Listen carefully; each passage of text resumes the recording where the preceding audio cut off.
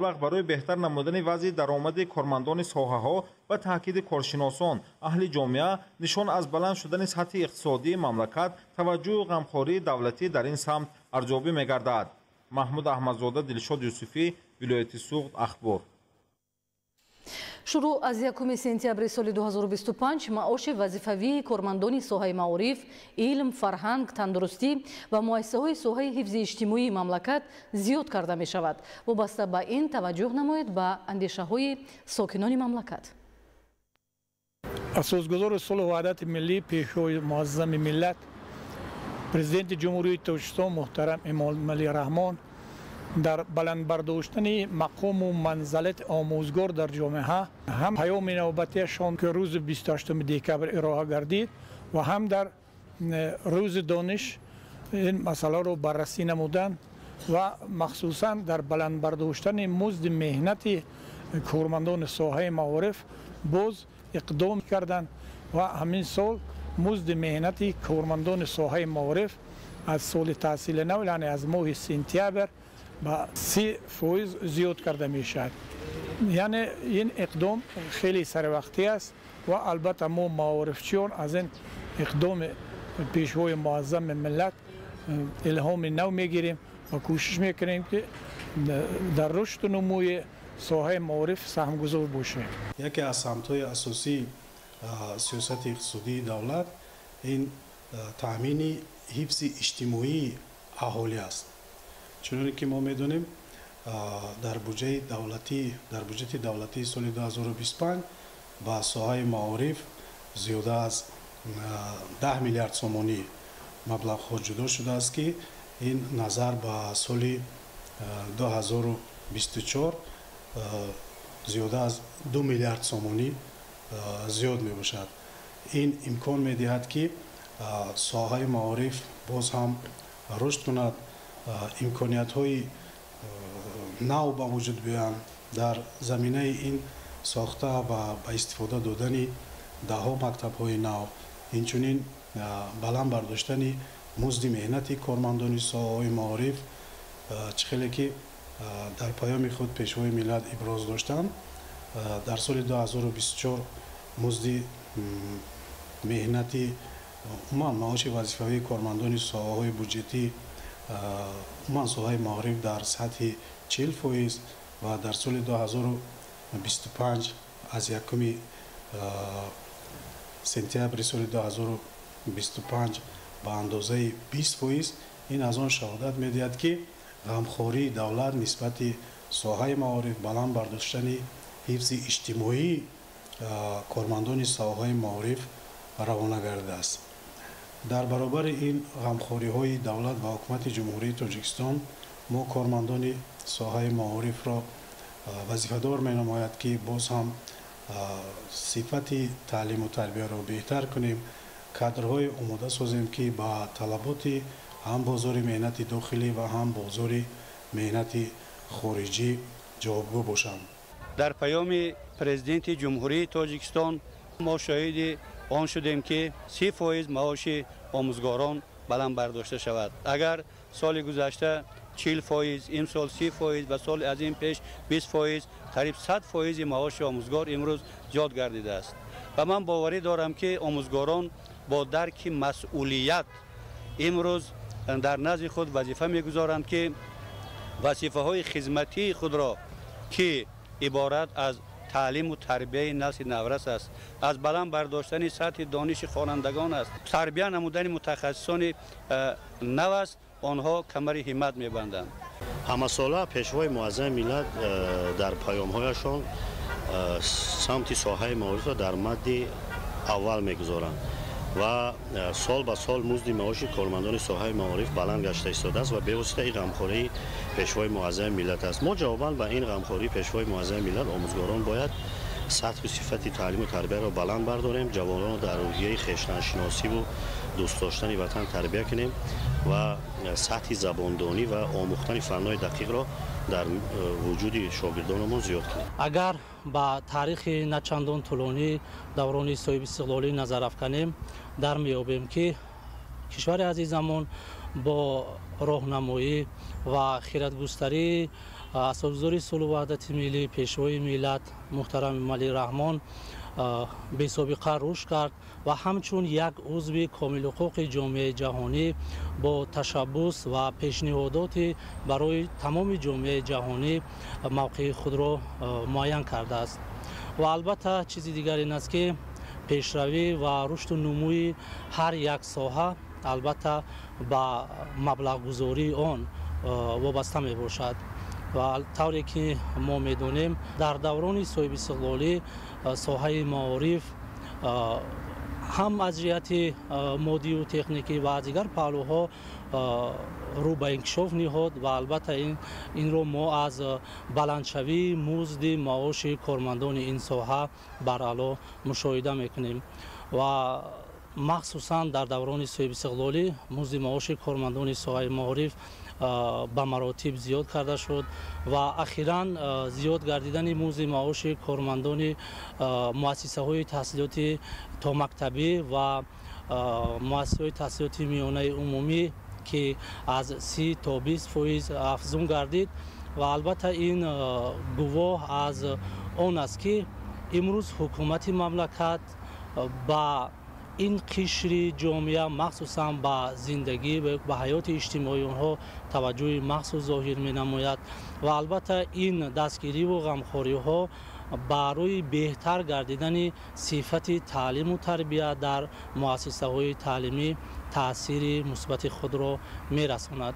امروز ما مشاهده میکنیم که خوشحالی تمام ساکنان کشور از زیادشوی مزد معاش خیلی زیاد است و همگان بر این نظرند که این تصمیم و این اقدام بر رشد تمام ساحه‌های خواجگی خلق از جمله بر رشد ساحه معارف تاثیر خود را می‌رساند. در جواب با این همه غمخواری و دستگیری‌های حکومت مملکت فعالیت خیش را باز هم بهتر و خوبتر برآوریم، صادقانه و صافدلانه خدمت کنیم، در تربیه جوانان و نسل نورس به تفاوت نباشیم و مهمتر از همه این است که ما باید برای آینده درخشان کشور عزیزمان سهمگذار باشیم. آن نقشه چاره‌بینی ها، آن عملهایی که وابسته به مسئله هوسمندگردانی آموزگاران همساله از جانب حکومت مملکت عملی می شوند. مخصوصا در پیام خود پیشوای اعظم ملت محترم امامعلی رحمان قید نمودند که ما همساله بهر رشد دادن ساحه معارف کارهای اولین درجه را به ثمر رسانده ایستاده. مخصوصا برای ساحه معارف در سال گذشته 1500 انشاءات بنیاد گردید و باز هم برای وسعت دادن و برای هوسمند گرداندن آموزگاران ساحه معارف با سپارش پیشوای ملت از 1 سپتامبر مزد معاش کارمندان مؤسسه‌های تا مکتبی و میانه تحصیلات میانه عمومی به اندازه 30% و دیگر کارمندان ساحه معارف و طب، ساحه تندرستی به اندازه 20% و اندازه استیپندیا به اندازه 20%، اندازه نفقه به اندازه 10% ایندکساسیا کرده شدند.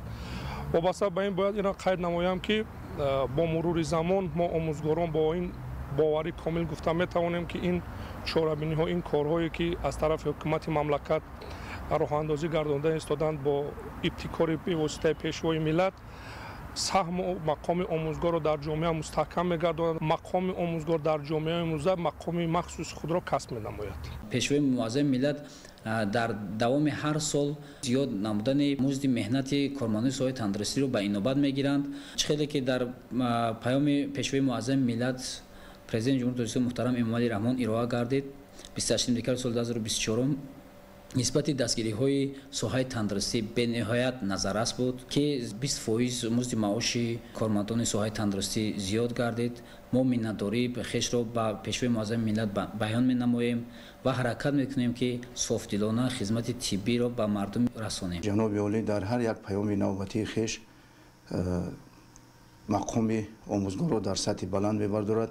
بخصوص در پیام نوبتی که شده گذشت ما منتداری به اندازه خود را و پیشوای معظم ملت میرسانیم برای آنکه در هر یک پیام بخصوص در پیام نوبتی در ساحه علم و معارف به نهایت یک تکان جدی شده گذشت که مزد معاش آموزگاران رو و 30% بلند کرد. ما وعده میدیم که در تربیت نسل نورس بازم камари ҳибат баста насли наврасро дар роҳияи ва тандурустӣ хештаншиносӣ тарбия намоем ва он кадрое ки ва тарбия менамоем ба нафъи ҷамъияту давлату ҳукумат шавад. сарвари давлат дар баробари таҳлилу баррасии дигар соҳаҳои хоҷагии халқи ҷумҳурии тоҷикистон боз ба соҳаи маориф аҳамияти хоса доданд. хусусан дар паём қайд шуд ки маоши кормандони соҳаи маориф аз ҷумла маоши омӯзгорони муассисаҳои таҳсилоти миёнаи умумӣ аз 1 сентябр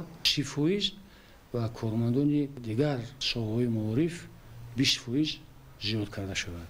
ғамхории навбатии ҷаноби олӣ мо омӯзгоронро бисёр ҳам рӯҳбаланд намуд ва масъулияти бисёр ҷиддиро ба зиммаи мо гузошт ки бояд ба соҳаи маориф аз ҳозира дида боз бештар аҳамият диҳем ва тамоми кӯшиши ғайратамонро сафарбар намоем. хеле медонем ҳамзамон ҷаноби олӣ супориш доданд ки дар тамоми маҳаллаҳо деҳаҳое ки зиёда аз ҳад оила зиндагӣ мекунад бояд ҳатман мактабҳои муассисаҳои то мактаби сохта шаванд, боғчаҳо сохта шаванд. чун ҳамасола пешвои муаззами миллат дар паёми худ ба маҷлиси олии ҷумҳурии тоҷикистон ва мардуми шарифи тоҷикистон дар бораи самтҳои асосии сиёсати дохилӣ ва хориҷии ҷумҳурии тоҷикистон паёми худро ироа менамоянд ва имсол дар таърихи рӯзи 28 декабри соли 2024 паёми навбатии худро ироа намуданд ки дар паём якчанд нуқтаҳое буданд ки ба рушд ва инкишофи соҳаҳои иҷтимоӣ бисёр аҳамияти бузург дошт ва чӣ хеле ки ба мо маълум аст пешвои муаззами миллат ҳамасола ба соҳаҳои иҷтимоӣ аз ҷумла соҳаи фарҳанг, тандурустӣ, маориф ва дигар соҳаҳои иҷтимоӣ таваҷҷӯҳи хоса зоҳир намуда пайваста барои баланд гардидани сатҳу сифати зиндагии шоистаи мардум гӯем ки аз ҳисоби маблағҳои бюҷетӣ дастгирӣ меёбад. сатҳи зиндагии мардум ва даромади аҳолиро гирем дар соли 2019 даромади умумии аҳолӣ дар кишвар 48 миллиард сомониро ташкил дода бошад. дар соли 2024 ин рақам ба 147 миллиард сомонӣ расонида шудааст ки ин маънои онро дорад ки кишвари мо бо суръати баланд рушд ва инкишоф ёфта истодааст ва сатҳу сифати зиндагии мардумам гӯем ки хубтару беҳтар шудааст ва махсусан дар 4 соли охир аз соли 2020 то соли 2024 пешвои муаззами миллат барои кормандони соҳаҳои иҷтимоӣ анагӯем ки дастгирии бевосита намуданд ва музди маоши кормандони соҳаҳои иҷтимоӣ дар ин давра дар 4 соли охир 100% зиёд гардидааст ки имрӯз гӯем дар соҳаи тандурустӣ, фарҳанг, маориф гӯем ки дар зарфи 4 сол 100% музди маош зиёд гардидааст ва ин ба баланд рафтани сатҳу сифати зиндагии аҳолӣ ва аҳли зиёи мамлакат оварда мерасонад ва ин чиз як нав ҷаҳиши бузург дар соҳаи маориф мешавад. таваҷҷӯҳи омӯзгорони ҷавон, мутахассисони ҷавон ба кор дар соҳаҳои иҷтимоӣ аз ҷумла маориф, фарҳанг, тандурустӣ афзоиш ёфта истодааст ва ин боиси хурсандӣ аст ва мо аз пешвои муаззами миллат президенти ҷумҳурии тоҷикистон муҳтарами эмомалӣ раҳмон ки пайваста соҳаи маориф, омӯзгорон, аҳли илм, соҳаи тандурустиро дар меҳвари сиёсати худ қарор медиҳад, пайваста ин соҳаҳоро дастгирӣ ва ғамхорӣ мекунад, миннатдории худро баён мекунем. ҳифзи иҷтимоии аҳолӣ дар сиёсати ҳукумати ҷумҳурии тоҷикистон мавқеи марказӣ дорад. ҳамин аст ки марҳила ба марҳила дар даврони соҳибистиқлолии кишвар сатҳу сифати зиндагонии мардум беҳбудӣ ёфта истодааст. дар паёми имсолаи худ ба маҷлиси олии мамлакат асосгузори сулҳу ваҳдати миллӣ пешвои миллат президенти ҷумҳурии тоҷикистон муҳтарам эмомалӣ раҳмон ин масъаларо ба таври возеҳ тавсиф дода эълон карданд ки имсол маоши кормандони соҳаи иҷтимоӣ, кормандони соҳаи маориф аз 20 то 30% аз 1 сентябри соли 2025 зиёд мегардад. дар баробари зиёд шудани музди меҳнат البته سطح هوسمندی و سطح صفتی خدمترسانی از طرف کارمندان این دستگیری ها ما را وادار می سازد که در فعالیت من بعده خود همه جانبه کوشش و غیرت نماییم. آموزگاران را ضرور است که برای بهتر نمودن صفتی تحصیلات، برای بهتر آماده نمودن کادرها کمری همت بانند. یکی از مسائل مهمی که در جامعه امروزی تاجیکستان ما ضرور است که اکثریت ساکنان آن را جوانان و نوجوانان تشکیل میدهند، این بهتر نمودن سطح تعلیم و تربیت می باشد. چون که امروزها خیلی که ما آگاهی داریم از سامانه ها و از رسانه های گوناگون بحث و مناظره ها و گفتگوزارها در اطراف ارزش های ملی، در اطراف حتی خادمان و عالمان و گذشتگان ما زیاد شده ایستادند و جامعه ما باید که سطح بلندی معرفتناکی، دانش و ذکاوت داشته باشند که تا که این ارزش های ملی خود را حفظ کرده توانیم. زینه به زینه همه سال زیاد گردیدن مزد معاش، این بهتر گردیدن وضع اقتصادی و بالا رفتن وضع اقتصادی کشور را نشان میدهد و در پیام پرزیدنت جمهوری تاجیکستان که اخیراً ارائه گردید، همین در سال 2025 نیز زیاد گردیدن مزد معاش کارمندان ساحه‌های گوناگون از 20 تا 30% و استیپندی دانشجویان زیاد گردیدن آن به تاکید کرده شد که این هم پیش از همه باز رو می‌آوریم به همان بهتر شدن وضع اقتصادی کشور و باز زینه به زینه بهتر گردیدن وضع نیکوحالی خلق آورده میرساند. زیاد شدن مزد معاش این پیش از همه اگر بهتر گردیدن وضع زندگی مردم را تقاضا کند، دیگر هوسمندی مردم را به آن آورده میرساند که در حقیقت این کمک، غمخواری و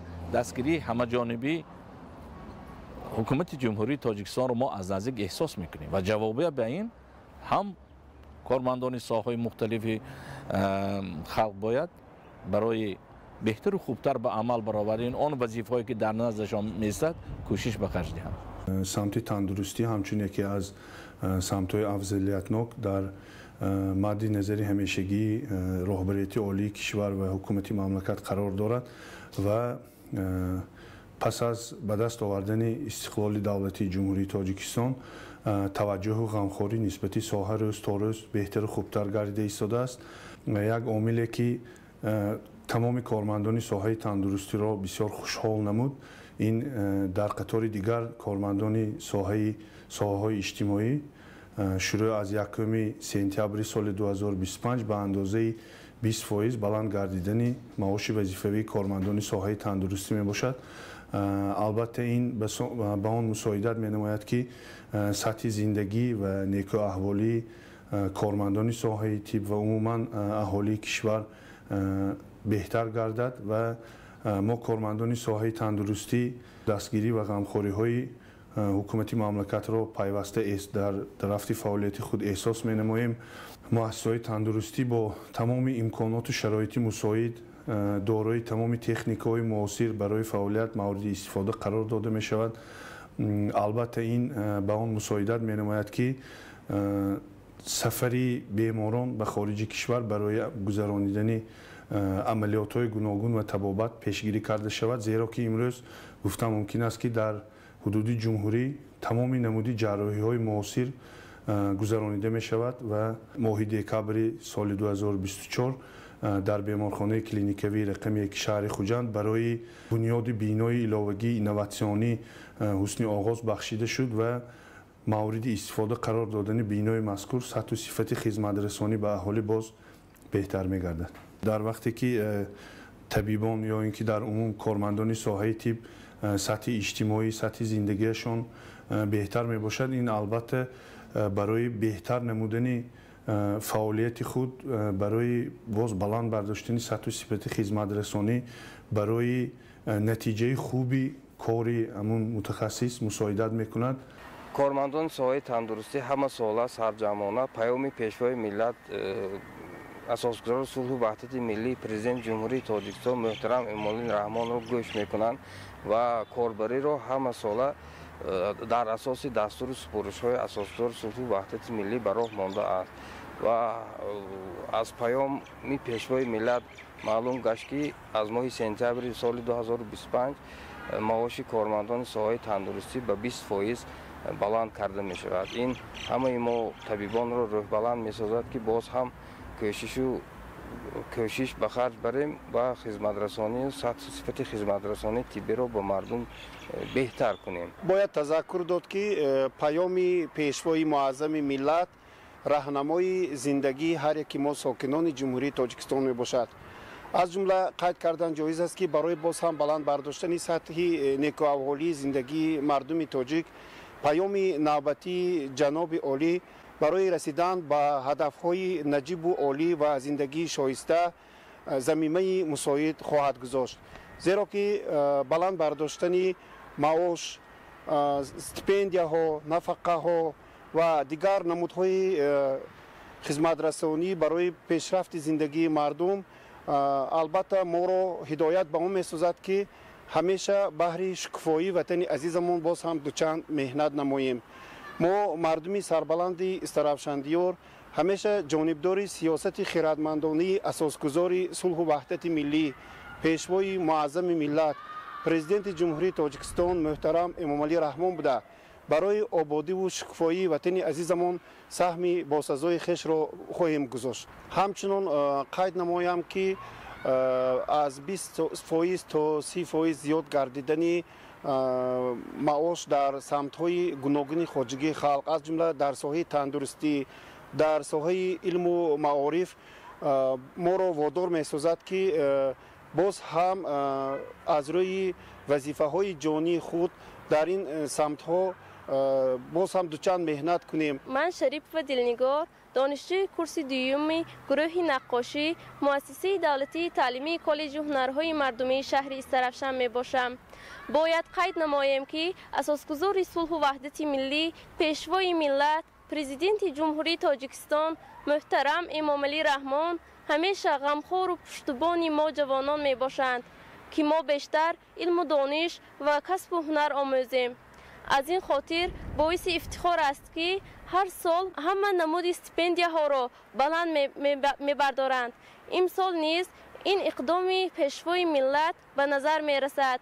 از این لحاظ ما باید باز هم با بهای اعلی و انتظام نمونوی تحصیل نماییم. برای آینده تاجیکستان عزیزمان صادقانه خدمت نماییم. من همراقلا فرحشاد استقامت کننده شهر اسفره دانشجوی کورس 3 فیلیال دانشگاه تکنولوژی تاجیکستان در شهر اسفره می باشم. اساسگذار صلح و وحدت ملی پیشوای ملت محترم امامعلی رحمان برای باز هم بلند برداشتن دانش هر یکی ما یک چند آزمون ها را از جمله علم فروغ معرفت، فروغ صبح دانایی کتاب است. تاجیکستان وطن عزیزی من، تاجیکان در آینه تاریخ و غیره ها را برای ما براه ماندند و اینچنین با فرمان اساسگذار صلح و وحدت ملی پیشوای ملت پرزیدنت جمهوری تاجیکستان محترم امامعلی رحمان استیپندیای دانشجویان 20% زیاد کرده شد و این غمخواری های اساسگذار صلح و وحدت ملی پیشوای ملت پرزیدنت جمهوری تاجیکستان محترم امامعلی رحمان ما را وادار می‌سازد که باز هم دانش و علم خود را بلند برداشته برای پیشرفت وطن عزیزمان تاجیکستان سهم خود را گذاشته باشیم و ما برای دیگر جوانان توصیه می‌دهیم که علم و دانش را از خود کرده آینده برای گرفتن نام دانشجویی صاحب شوند. بسا باعث خوشنودی و فرحمندی است که در دوران استقلال سال به سال دوره به دوره با فرمان و دستور بی‌واسطه سرور دولت و حکومت جمهوری تاجیکستان اساسگذار صلح و وحدت ملی پیشوای ملت پرزیدنت مملکت محترم امامعلی رحمان برای بلند برداشتن درجه نیکوحوالی، حفظ اجتماعی اهالی، دستگیری بی‌واسطه کارمندان ساحه‌های بودجتی علل خصوص ساحه معارف و تندرستی دوره به دوره زیاد گردیدن معاش، اینچنین استیپندیاهای دانشجویان دانشگاه‌های عالی کشور این باعث فرحمندی هر یک ساکنان تاجیکستان است و همه روزه ما غمخواری و دستگیری های سرور دولت و حکومت جمهوری تاجیکستان را بی‌واسطه در سمت ساحه معارف دیده ایستادیم.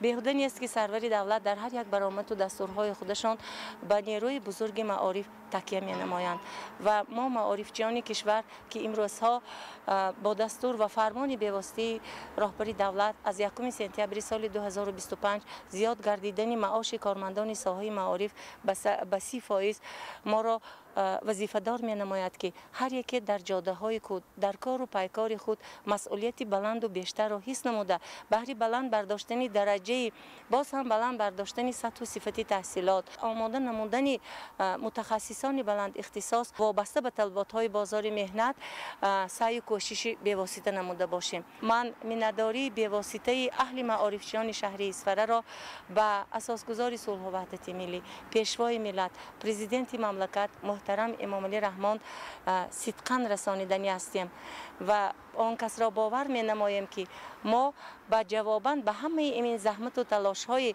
راهبری معارف پرور خلقمان سعی و مهنت خود را باز دوچند می نماییم. پیشوای معظم ملت محترم امام علی رحمان و معارف و مکتب دقت مخصوص ظاهر می نمایند.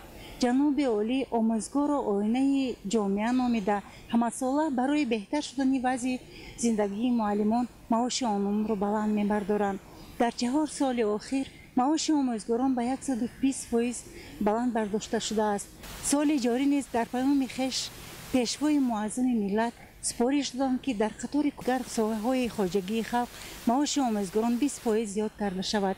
این همه از غمخواری و دستگیری‌های سروای ملت بهر آموزگاران درک می‌دهد.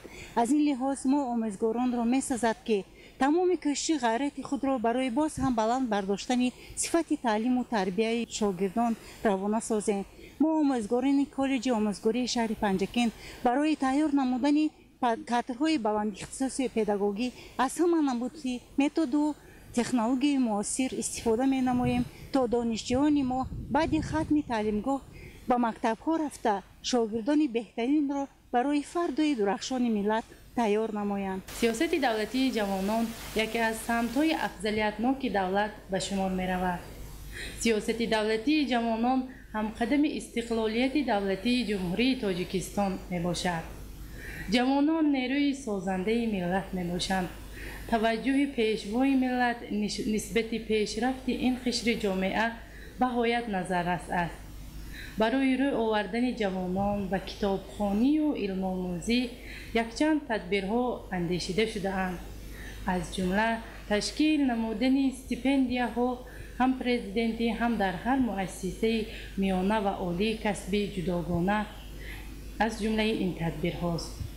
همچنین هوسمند نمودن آنها برای کتابخوانی و جلب آنها روی آوردن به علم و دانش تشکیل آزمون‌های جمهوریوی می باشد.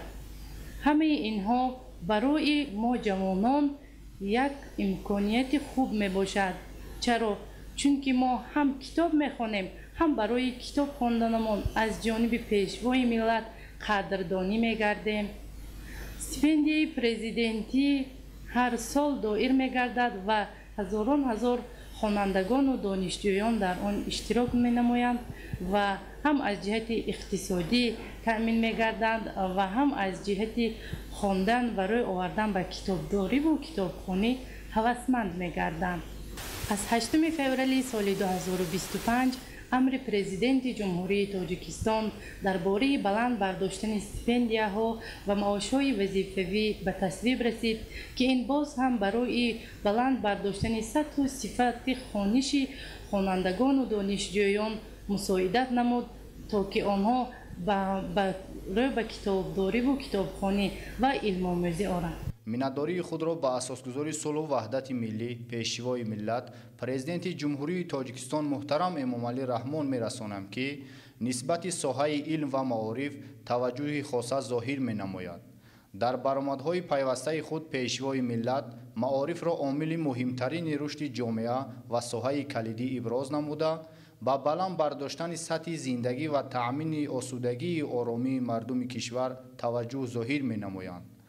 баланд гардидани музди меҳнати омӯзгорон ва беҳтар гардидани сатҳи зиндагӣ ин боиси ғамхорӣ ва дастгириҳои бевоситаи пешвои муаззами миллат мебошад ки мо омӯзгоронро рӯҳбаланд гардонида дар кору фаъолияти худ боз ҳам беҳтар кор намоем. имсол маротибаи 20 аст ки паёми президенти ҷумҳурии тоҷикистон муҳтарам эмомалӣ раҳмон ба маҷлиси олии ҷумҳурии тоҷикистон ироа мегардад ва дар меҳвари асосии ин ҳуҷҷати раҳнамо боло бурдани сатҳи зиндагии мардум ва шароити созгор муҳайё сохтан барои ҳар як сокини кишвар мақом ва мартабаи махсуси худро дорад. Чун паёмҳои дигар зимни ироаи паёмашон ба Маҷлиси Олии Ҷумҳурии Тоҷикистон пешвои муаззами миллат президенти Ҷумҳурии Тоҷикистон муҳтарам Эмомалӣ Раҳмон ба масъалаи тақвият бахшидани сатҳи ҳифзи иҷтимоии аҳолӣ ва зиёд намудани маоши амалкунандаи вазифавии хизматчиёни давлатӣ, кормандони ташкилотҳои бюҷетӣ ва андозаи нафақа ва стипендия ба ҳукумати Ҷумҳурии Тоҷикистон ва вазорату кумитаҳои дахлдор дастури мушаххас доданд. Фармони президенти Ҷумҳурии Тоҷикистон дар бораи баланд бардоштани сатҳи ҳифзи иҷтимоии аҳолӣ зиёд намудани маошҳои вазифавӣ ва нафақаву стипендия ба тасвиб расид. Тибқи ин фармон шурӯъ аз 1 сентябри соли ҷорӣ ҳадди аққали музди меҳнат барои тамоми соҳаҳои иқтисодию иҷтимоии ҷумҳурӣ ба андозаи 1000 сомонӣ дар як моҳ муқаррар карда шуд. Ҳамзамон маоши вазифавии кормандони муассисаҳои томактабӣ ва таҳсилоти миёнаи умумии соҳаи маориф 30% зиёд карда шуд. Маоши вазифавии кормандони дигар соҳаи хоҷагӣ, маориф, илм, фарҳанг, варзиш, тандурустӣ, муассисаҳои соҳаи ҳифзи иҷтимоӣ, кормандони мақомоти ҳифзи ҳуқуқ ва мақомоти ҳокимияту идораи давлатӣ ба андозаи 20% зиёд карда шуд. Тадбири мазкур имкон медиҳад ки сатҳу сифати зиндагии кормандон боло рафта барои ҳар як сокини кишвар шароити созгори зиндагӣ муҳайё фароҳам оварда шавад. Мо хизматчиёни давлатӣ ва кормандони мақомоти ҳокимият ва идоракунии давлатӣ аз ин тадбири навбатии давлату ҳукумати кишвар рӯҳбаланд гардида кӯшиш ба харҷ медиҳем ки барои ободию пешрафти ин диёр саҳми муносиб гузорем ва дар иҷрои вазифаҳои хизматӣ масъулияти бештар зоҳир намоем. идомаи ахбор. имрӯз дар шаҳри Душанбе мулоқоти раиси комиссияи марказии интихобот ва райпурсии Ҷумҳурии Тоҷикистон Бахтиёр Худоёрзода бо муовини дабири кулли иттиҳоди давлатҳои мустақил Нурлан Сейтимов баргузор гардид. Муфассал дар гузориши Иброҳим Назруллозода. имрӯз дар шаҳри Душанбе мулоқоти раиси комиссияи марказии интихобот ва райпурсии Ҷумҳурии Тоҷикистон Бахтиёр Худоёрзода бо муовини дабири кулли иттиҳоди давлатҳои мустақил Нурлан Сейтимов ки бо мақсади ифтитоҳи фаъолияти ҳайати мушоҳидони байналмилалӣ аз иттиҳоди давлатҳои мустақил дар интихоботи даъвати нави вакилони Маҷлиси намояндагони Маҷлиси Олии Ҷумҳурии Тоҷикистон ташриф овардааст, баргузор гардид. Дар мулоқот масъалаҳои омодагӣ ба баргузории интихобот, фаъолияти комиссияҳои интихоботӣ, раванди пешбарӣ ва ба қайдгирии номзадҳо ба вакили Маҷлиси намояндагони Маҷлиси Олии Ҷумҳурии Тоҷикистон ва иштироки ҳайати мушоҳидони байналмилалӣ дар ин раванд мавриди баррасӣ қарор гирифтанд. Муовини дабири кулли иттиҳоди давлатҳои мустақил Нурлан Сейтимов дар суханронияш иброз дошт ки ҳайати мушоҳидони байналмилалӣ аз иттиҳоди давлатҳои мустақил барои мушоҳидаи дарозмуддат ва кӯтоҳмуддати раванди интихобот ба Ҷумҳурии Тоҷикистон сафарбар шудаанд. раванди интихоботро дар Тоҷикистон 10 нафар мушоҳидон дар асоси дарозмуддат ва 120 нафар дар асоси кӯтоҳмуддат мушоҳида хоҳанд намуд. онҳо бе дахолат ба кори комиссияҳои интихоботӣ ва раванди интихобот фаъолияти худро анҷом медиҳанд. ҳамзамон иброз гардид ки онҳо ба шаҳру ноҳияҳо сафар намуда аз фаъолияти комиссияҳои ҳавзавӣ ва участкавии интихоботи вакилони Маҷлиси намояндагон дидан намуда, инчунин рӯзи 2 марти соли 2025 рафти овоздиҳиро дар участкаҳои интихоботӣ мушоҳида хоҳанд кард. Прибыли в город Душанбе, в столицу, для того, чтобы открыть штаб миссии наблюдателей, которая по приглашению Министерства иностранных дел Республики Таджикистан будет проводить мониторинг за всем алгоритмом избирательного процесса предстоящих 2 марта текущего года парламентских выборах в Республике Таджикистан. Миссия сформирована из наблюдателей, представителей государств, участников СНГ, а также представителей интеграционных объединений, которые работают в формате Содружества независимых государств. Наша миссия состоит из порядка 120 наблюдателей, из которых 10 наблюдателей будут работать на долгосрочной основе с самого начала избирательного процесса и до самого его окончания. Основная группа наблюдателей приедут в Республику Таджикистан за 2-3 дня до проведения выборов и они разъедутся во все регионы страны в избирательной комиссии всех уровней и будут там работать, в том числе в день проведения выборов, от момента открытия избирательных участков, проведения в течение дня выборов и момент закрытия, подсчета голосов и так далее. Хочу особо подчеркнуть, что работа нашей миссии, она никоим образом не вмешивается в внутренние избирательные процессы Республики Таджикистан.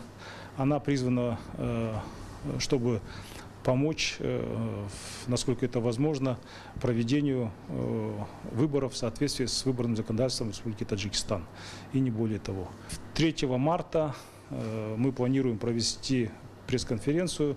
Время и место сообщим дополнительно, на которой будут озвучены оценки миссии наблюдателей СНГ о проведенных выборах Республики Таджикистан. В Республике Таджикистан это 9-я уже работа миссии наблюдателей СНГ.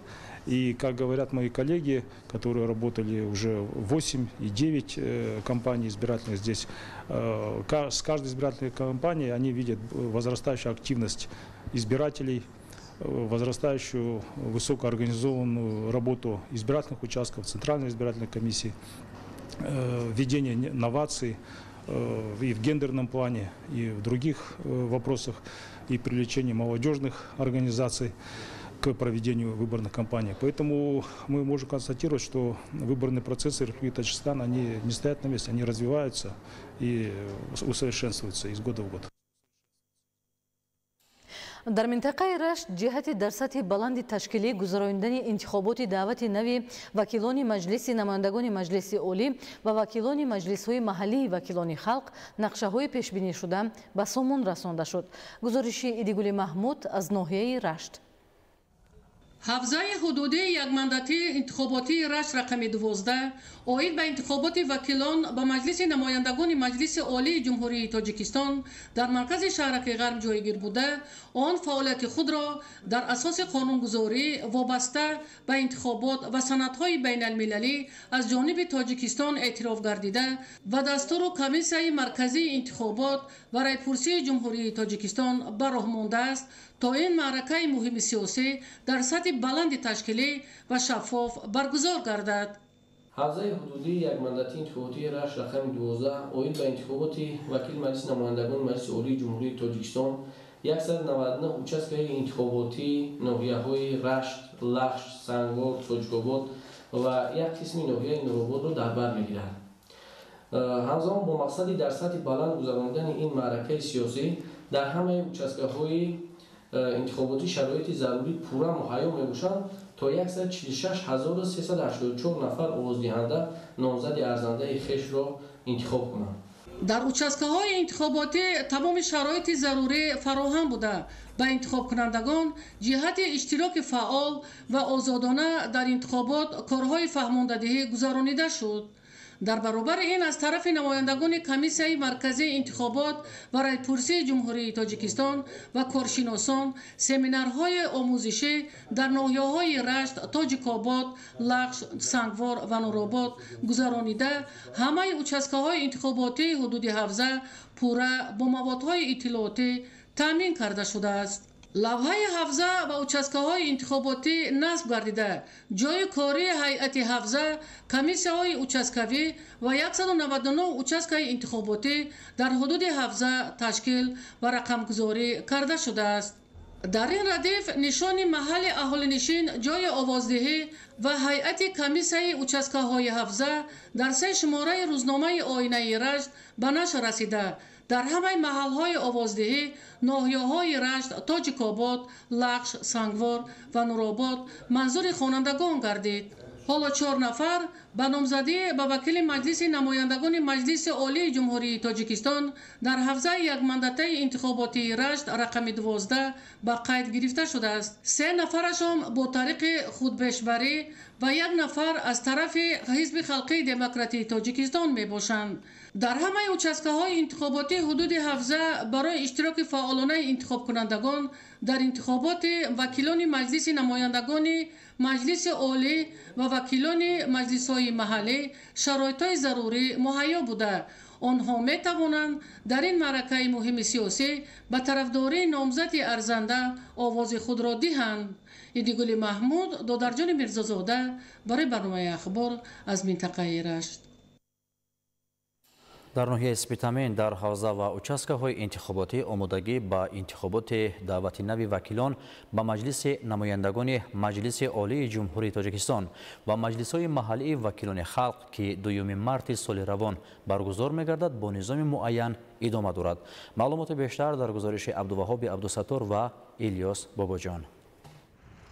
در حوزه یک مندتی انتخابات اوید به انتخاب وکیلان مجلس نمایندگان مجلس عالی جمهوری تاجیکستان سپیتامین رقم 25 که ناحیه سپیتامین و قسما ناحیه‌های دیوشتیچ و ظفرآباد را فرا میگیرد 71 участка انتخاباتی تشکیل کرده شده است. شماره انتخاب کنندگان در این حوزه 131,864 نفر را تشکیل می‌دهد. از این تعداد 3,654 نفر باری اول در انتخابات اشتراک می‌نمایند.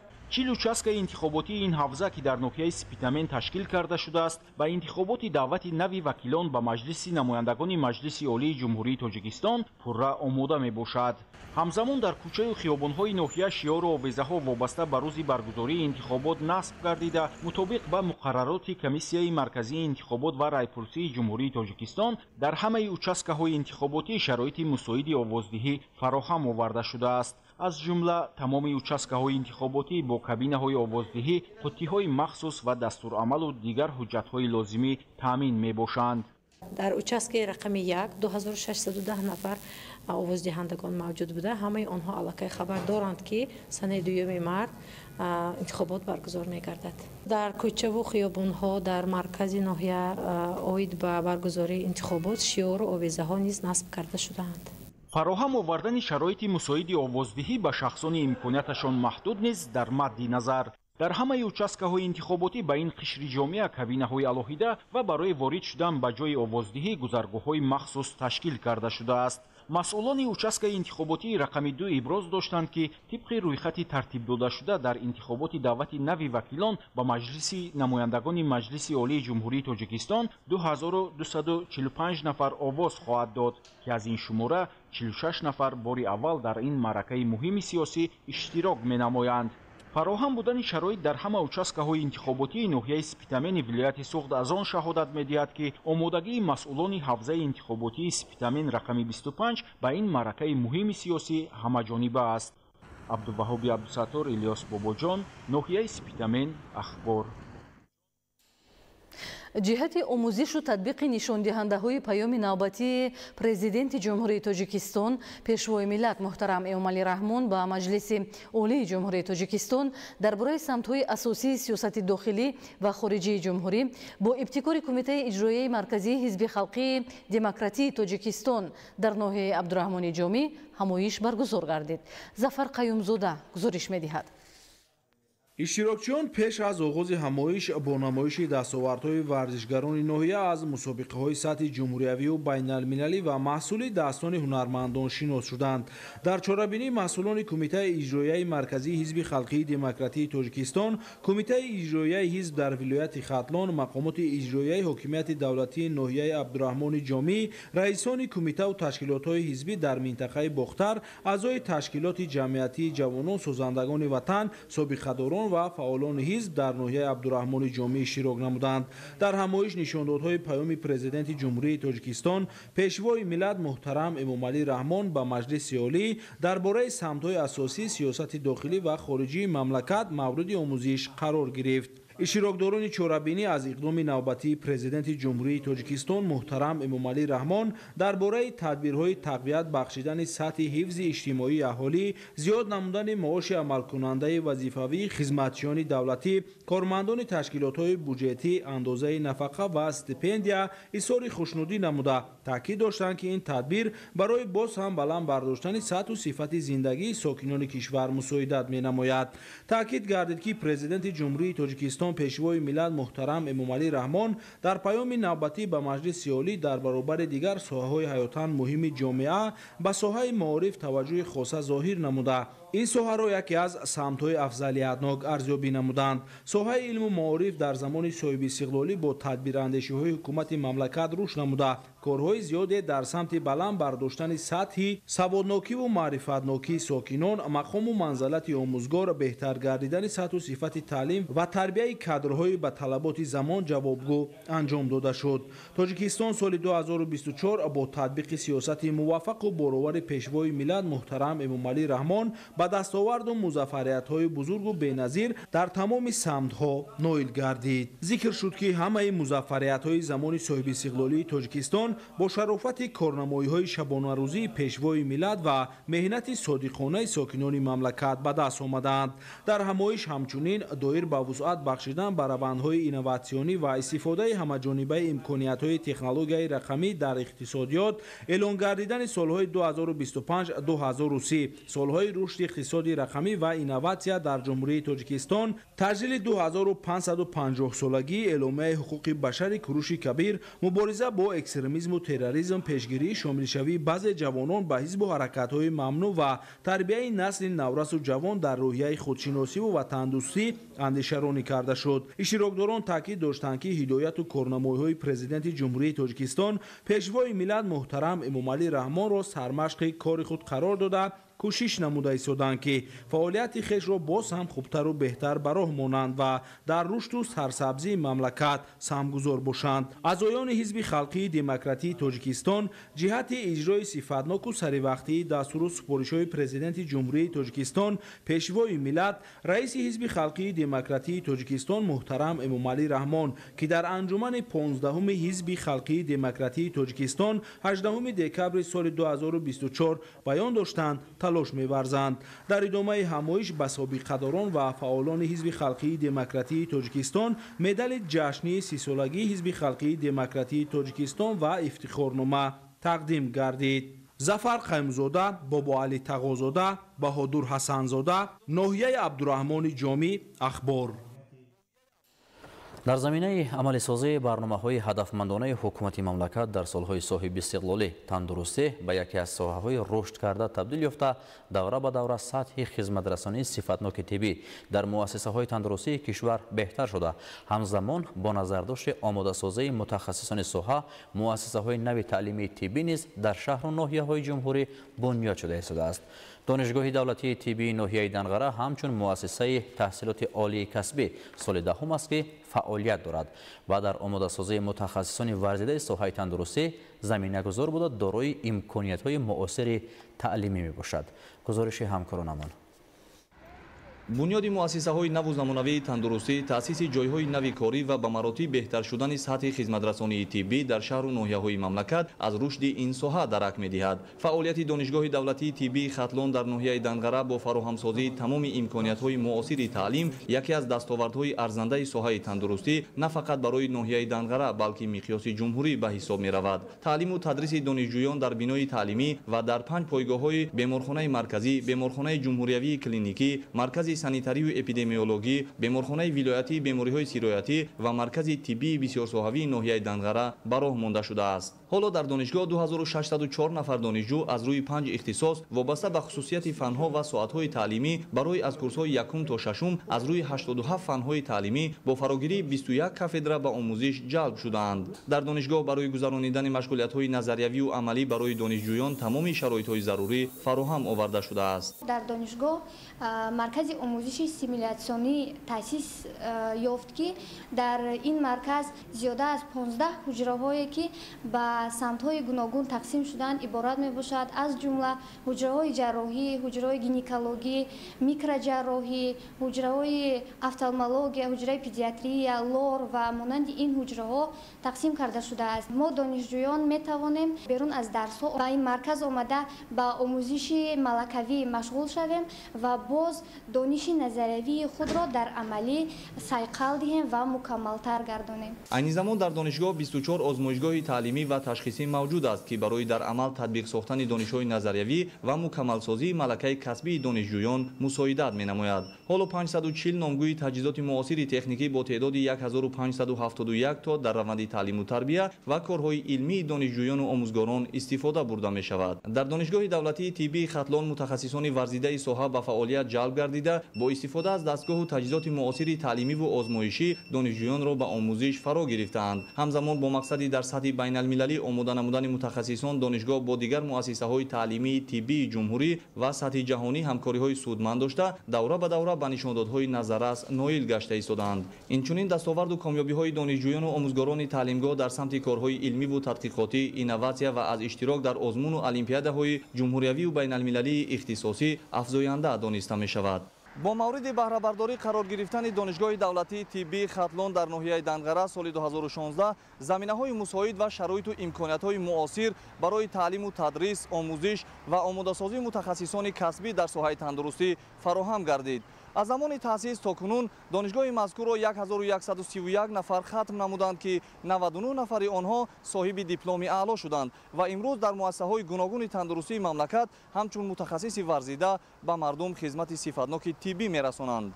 Олим Носирзода, Олими Мирзо, Хуршеди Нодирхон, ноҳияи Данғара, Ахбор. имсол дар ноҳияи Рӯдакӣ бояд дар майдони 1800 гектар шудгори баҳорӣ гузаронида шавад. айни замон шудгор бо истифода аз техникаи соҳавӣ тибқи таъиноти пешбинишуда идома дорад. гузориш аз ноҳияи Рӯдакӣ.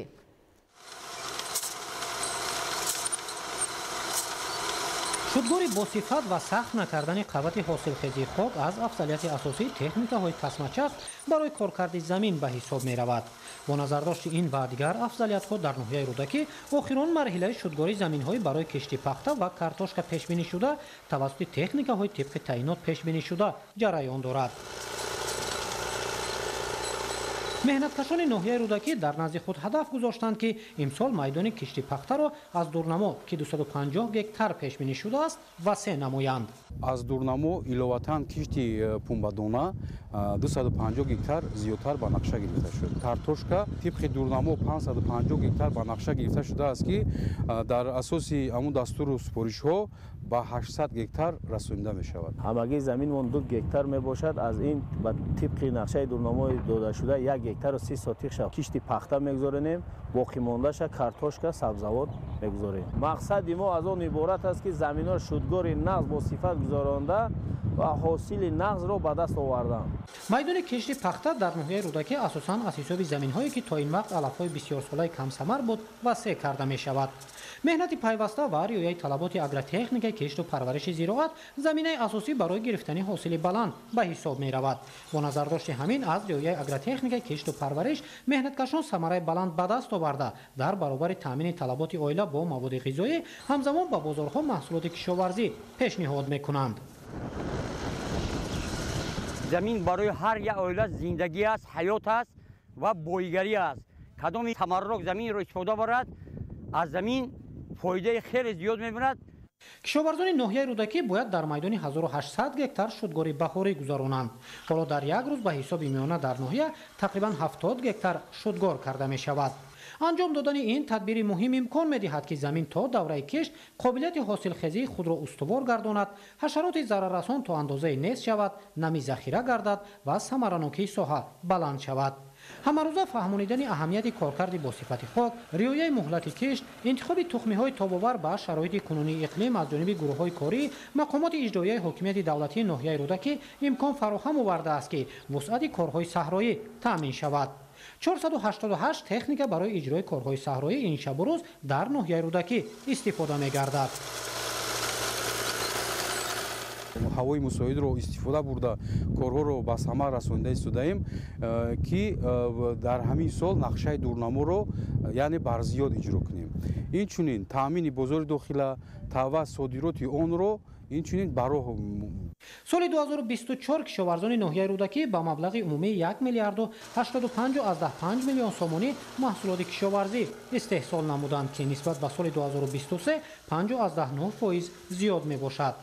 тавассути ташкили гармхонаҳо, мутобиқгардонии раванди кишту парвариши зироат ба шароити имрӯзаи иқлим ва дигар тадбирҳои зарурӣ шумораи зиёди сокинон бо ҷои кор таъмин ва муваффақиятҳо дар самти рушди соҳа дучанд гардонида мешавад. дигаргуншавии иқлим, кам шудани имкониятҳои табиӣ барои истеҳсоли маҳсулоти кишоварзӣ дар ҷаҳон ва талаботи афзояндаро ба маводи ғизоӣ ба ҳисоб гирифта, кишоварзони ноҳияи Рӯдакӣ ҳадаф гузоштанд ки тавассути меҳнати пайвастаю иҷрои агротехникаи кишту парвариши зироат афзоиши истеҳсолро таъмин ва самаранокии заминро баланд бардоранд. баланд бардоштани маърифати ҳуқуқӣ, таҳкими худшиносӣ ва худогоҳии ҷавонон, пешгирии кирдорҳои зидди ҳуқуқӣ миёни ҷавонон ва дар якҷоягӣ бо аҳли ҷамоатчигӣ муайян ва рафъи сабабу омилҳои шомилшавии ҷавонон ба ифротгароӣ мусоидаткунанда аз тақвияти ҳамкории миёни милитсия бо ҷомеа буда алоқамандии зич дорад. вобаста ба ин масъала дар ноҳияи Ёвон чорабинии маърифати ҳуқуқӣ баргузор гардид. бо мақсади дар амал татбиқ намудани дастуру супориш ва нишондиҳандаҳои паёми президенти ҷумҳурии Тоҷикистон пешвои миллат муҳтарам Эмомалӣ Раҳмон ба Маҷлиси олии мамлакат суҳбату вохӯриҳои масъулини раёсати вазорати корҳои дохилии ҷумҳурии Тоҷикистон дар вилояти Хатлон бо табақаҳои гуногуни ҷомеа идома дорад. ин навбат чунин як чорабинии маърифати ҳуқуқӣ дар ноҳияи Ёвон бо иштироки фаъолон, раисони ҷамоати шаҳраку деҳот, кумитаи маҳаллаҳо, директорони муассисаҳои роҳбарони бозорҳо ва марказҳои хизматрасонии ҷамъиятӣ, нафарони рӯзгордида, намояндагони сохторҳои кор бо ҷавонон ва занон ва дин роҳандозӣ карда шуд. тавре гуфта шуд, ҳадафи асосии вохӯрӣ тақвият бахшидани ҳамкории милитсия бо ҷомеа буда ба масъалаҳои баланд бардоштани маърифати ҳуқуқӣ, таҳкими худшиносиву худогоҳии ҷавонон, пешгирии кирдорҳои зидди ҳуқуқӣ миёни ҷавонон ва дар якҷоягӣ бо аҳли ҷамоатчигӣ муайян ва рафъи сабабу омилҳои шомилшавии ҷавонон ба ифротгароӣ мусоидаткунанда нигаронида шудааст. масъулини мақомоти милитсияи вилояти Хатлон зимни маърузаи таҳлилӣ бо истифода аз имконияти техникӣ ва тасвир слайдҳо оид ба чорабиниҳои таҳия гардида ҷиҳати пешгирии шиддати ҷинояткорӣ дар шаҳру ноҳияҳо, мубориза зидди таҳдиду хатарҳои ҷаҳони муосир, ҷинояткории муташаккилона, пешгирӣ аз шомилшавии ҷавонон ба ҳизбу ҳаракатҳои ифротӣ, аз байн бурдани тамоюли манфии падидаҳои халалдоркунандаи тартиботу оромии ҷомеа ва амнияти миллӣ, ҳамзамон татбиқи талаботи қонун дар бораи тарбияи ватандӯстии шаҳрвандон, саҳм гузоштан дар тарбияи ҳуқуқии табақаҳои гуногуни ҷомеа ва дар рӯҳияи ватандӯстиву ифтихори миллӣ ба ҳозирин маълумот доданд. мутасаддиён доир ба тақвият бахшидани чорабиниҳои ҳуқуқӣ дар якҷоягӣ бо фаъолони ҷомеаи шаҳрвандӣ ҷиҳати коҳиш додани вазъи нигароникунандаи ҷинояткорӣ миёни сокинони ноҳияи Ёвон ки тамоюли афзоишёбӣ дошта, баъзе унсурҳои ҷинояткорӣ боиси нигаронӣ шудааст, аз рафти тафтиши парвандаҳои ҷиноятӣ ибрози назар карданд. оид ба даъват ва сафарбарии ҷавонон ба сафи қувваҳои мусаллаҳи мамлакат, омӯхтани мактаби далериву мардонагӣ, хизмат ба ватан модар ва шароити таъминотии муҳайёгардида дар қисмҳои низомӣ мубодилаи афкор сурат гирифта, дигар иштирокчиён низ ҳамкории дастаҷамъонаро дар самти аз байн бурдани падидаҳои номатлуб ва халалдоркунандаи суботу оромӣ ба манфиати кор донистанд. исмоил соҳибназарён, мусои Нурмуҳаммад, ноҳияи Ёвон, ахбор. бо мақсади таъмини амнияти экологӣ ва ҳифзи муҳити зист дар мамлакат барномаҳои давлатӣ қабул ва амалӣ мегарданд. татбиқи барномаи давлатии кабудизоркунии ҷумҳурии Тоҷикистон барои давраи то соли 2040 аз ҷумлаи чунин барномаҳо дар ин самт маҳсуб меёбад. ин шабу рӯз шинонидани дарахтони сояафкану мевадиҳанда ва ороишӣ манфиатовару натиҷабахш мебошад. имрӯз аз ҷониби кормандони саридораи бойгонии назди ҳукумати ҷумҳурии Тоҷикистон ҷиҳати сабзпӯш намудани роҳу гулгашто тадбирҳои саривақтӣ андешида мешавад. танҳо дар як рӯзи маъракаи ниҳолшинонӣ бештар аз 100 бех ниҳоли дарахтони сояафкану ороишӣ ва ҳамешасабз дар қисмати ғарбии маҳаллаи Лучоб шинонида шуд. ин тадбир то охири моҳи феврал низ идома меёбад. маврид ба зикр аст ки ҳамасола дар саросари кишвар гузаронидани маъракаи кабудизоркунӣ ва ниҳолшинонӣ ба хотири сарсабзӣ ва зебогии табиат анҷом дода мешавад.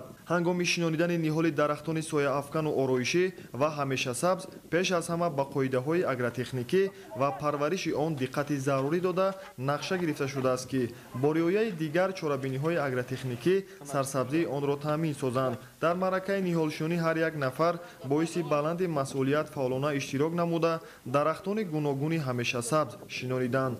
масъулини саридораи бойгонии назди ҳукумати ҷумҳурии Тоҷикистон нақша доранд ки дар мавсими инсолаи ниҳолшинонӣ чунин ҳашарҳои дастаҷамъонаро пайваста доир намуда дарахтони ороиширо дар ҳудуди шаҳри Душанбе зиёд намоянд. шинонидани ниҳол ва сарсабзу хурам намудани муҳити атроф яке аз масъалаҳои муҳим мебошад ки дар мамлакат вусъати тоза пайдо намудааст.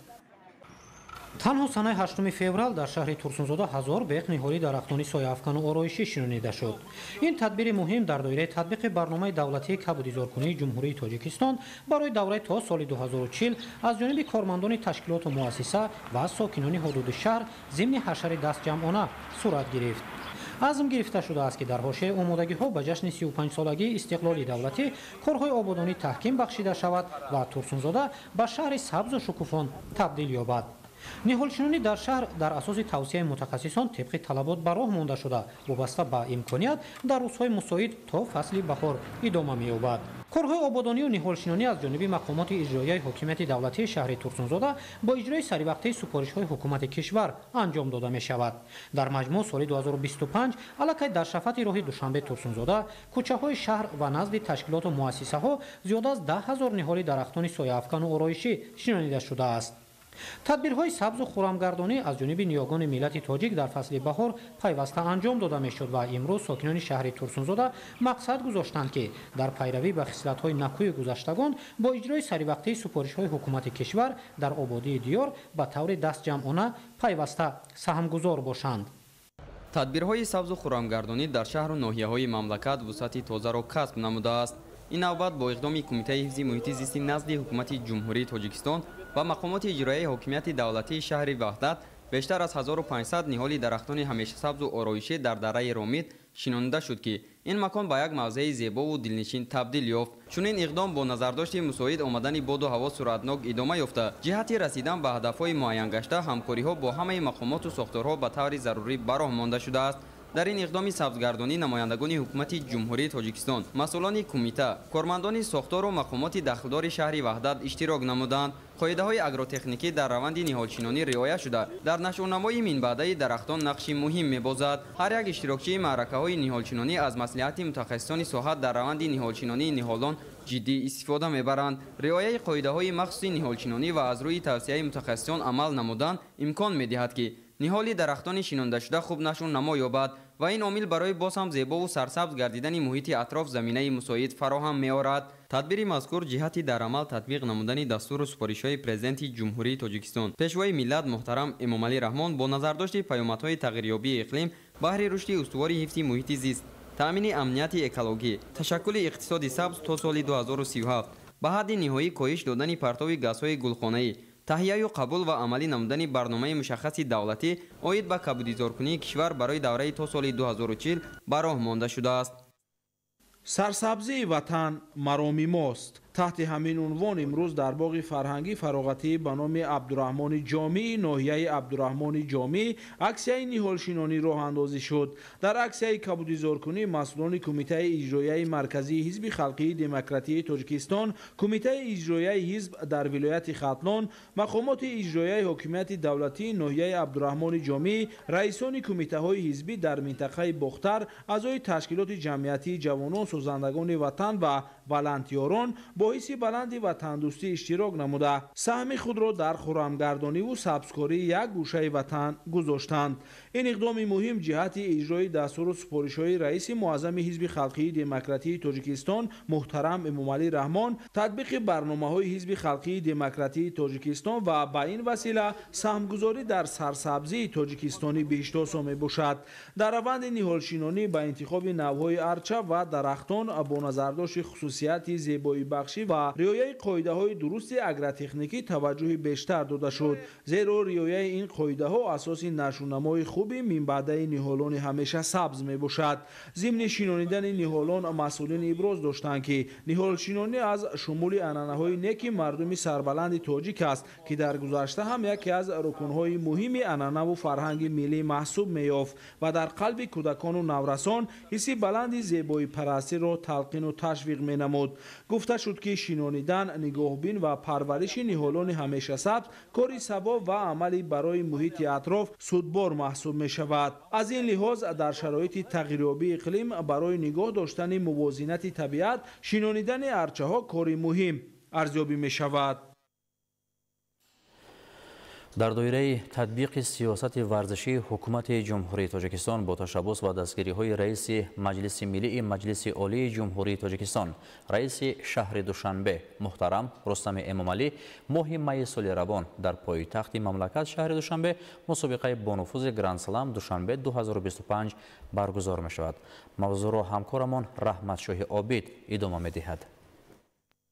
سالی که سپری گردید در تاریخ ورزش تاجیک سالی ناتکرار بود، زیرا در این سال ورزشگران تاجیک توانستند در مسابقه‌های سطح بین المللی و جهانی هنری والا نشان داده تاجیکستان را اگر با کوههای زیبا و طبیعت ناتکرارش می‌دانستند، سالهای آخر با هنرنمایی مردان میدان، مردان دلیر و جسور در سطح جهانی معرفی گردید. 3 مدال بازی‌های المپی از جمله 2 مدال گشتین زودو در تاریخ ورزش تاجیک با حرف‌های زرین نوشته می شود. چنانه که شما اطلاع دارید، روزهای 2-4 می سال روان با دستگیر رئیس شهر دوشنبه رستم امامعلی در پایتخت مسابقه با نفوذ جهانی گرند اسلم دوشنبه 2025 اوید به زودو برگزار می‌گردد. دوام سالهای صاحب استقلالی شماره انشاءات‌های ورزشی در مملکت زیاد شده. این عامل به بیشتر شدن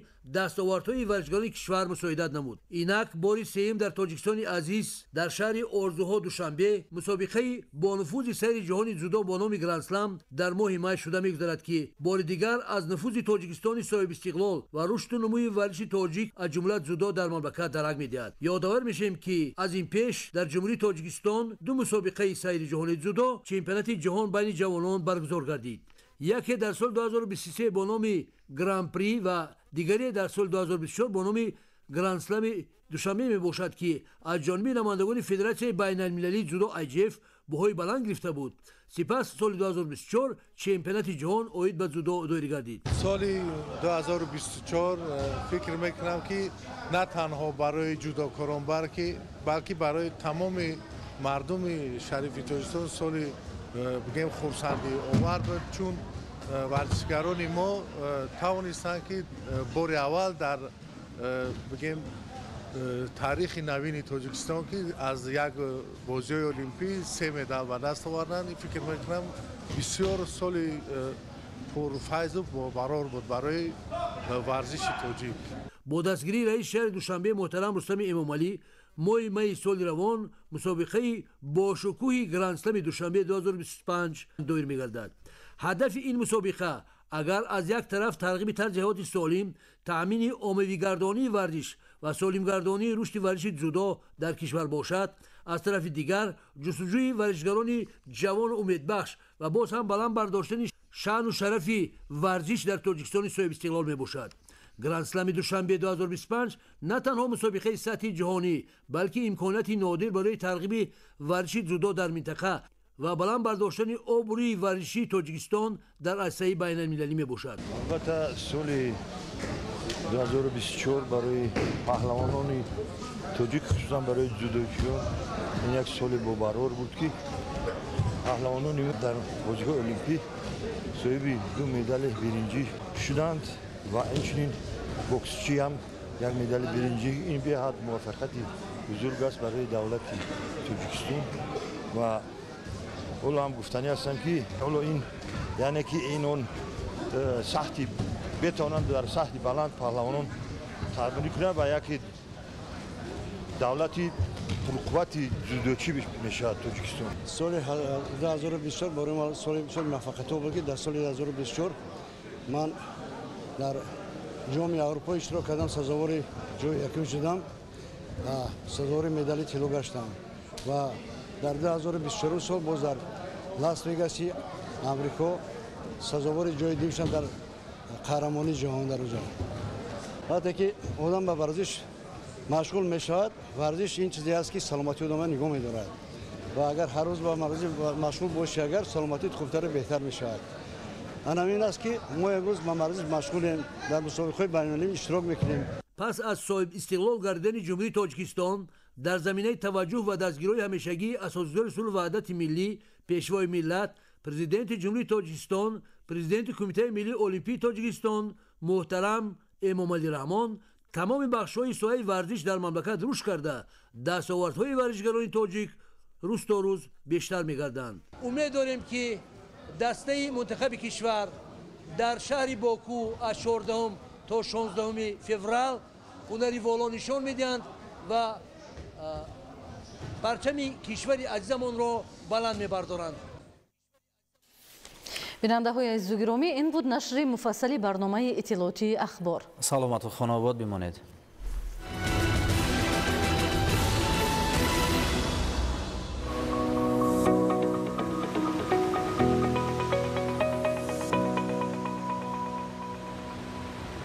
чойи сиёҳ бо ширинии махмалии манго ва аромати ҷалбкунандаи личи.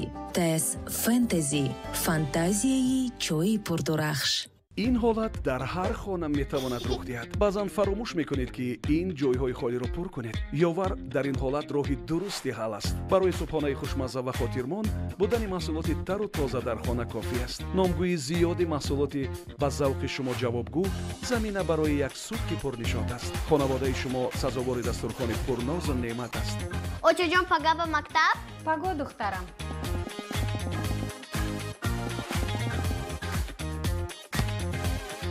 акнун таътил тамом, ба мактаб бояд рафт. ҳаловат ва мӯъҷизаи бардавомро дар оила бо маҳсулот аз ёвар таҷриба кун.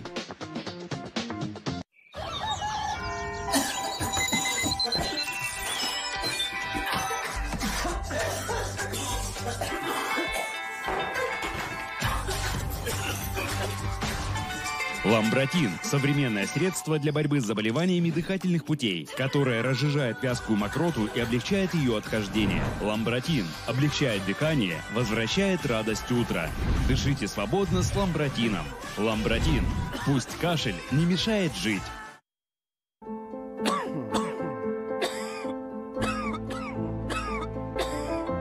шумо сулфа шудед ва он на танҳо шуморо нороҳат мекунад. шарбати брамисол сулфаро рафт, нафаскаширо озод, хушкии гулӯро бартараф мекунад. худи оне ки сулфа набуд. хоҳед ки сулфа бартараф шавад дарҳол, ба шумо ёрӣ медиҳад брамисол. Со Сбером деньги из России можно перевести за несколько секунд. Даже если между вами 1000 километров.